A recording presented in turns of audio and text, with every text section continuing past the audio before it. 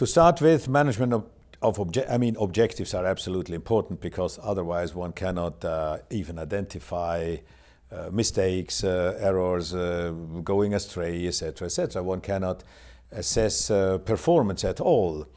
So it is important. But then my recommendation would be, don't make a rigorous program out of a very valuable idea. It is first of all an idea. And then in many cases people want to pin it down and making foolproof, so to speak. Then it gets mechanistic, it gets bureaucratic, you're filling in forms instead of thinking through what are the most important objects and how shall I formulate them. This is one point. And then to do it practically, one rule is, instead of having many objectives, concentrate on very few. How much can we do within a day's time, a week's time, a month's time, a year's time? I would recommend 3. In many cases only 1, but that's the second rule, few goals, objectives, but then very large one. Give people a very, very big task and then make them concentrate on that. Maybe a little bit boring, maybe not that fashionable, for instance, but it enables the person to get results and therefore to perform, and in many cases to make a career out of that because of the performance. So few objectives. Don't fall into the trap of ranking them according to priorities. Peter Drucker can be quoted here. In Mexico they called him Señor Una Cosa. First things first, and second things not at all. That was his recommendation. It's difficult to follow that advice, but it pays at least to try.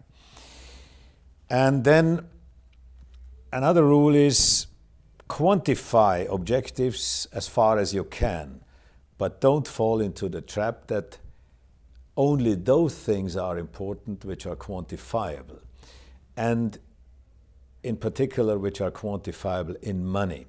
And this is one of the big traps and dangerous traps of the business world. They tend to think that what is not quantifiable and what is not quantifiable in terms of money does not exist or is not important. Of course, we cannot measure in that case in a classical sense or in a mechanistic sense of kind. But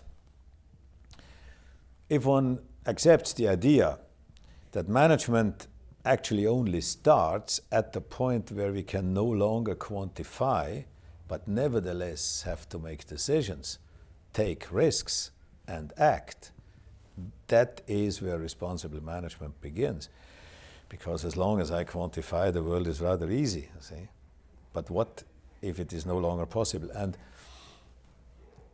in my opinion, the more important an objective is for a company, the less it is quantifiable.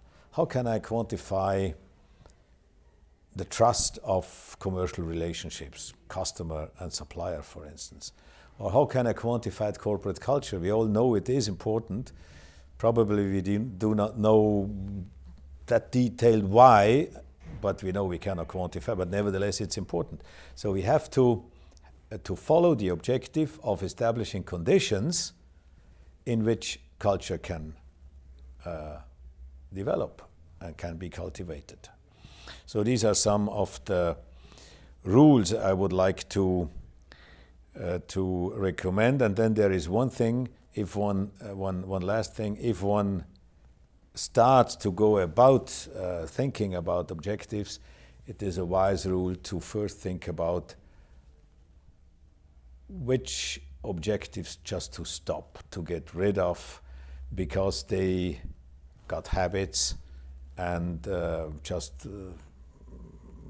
we ponder on with all those things. So what should I do no longer in the next year or so? And this makes room for new creative and innovative objectives.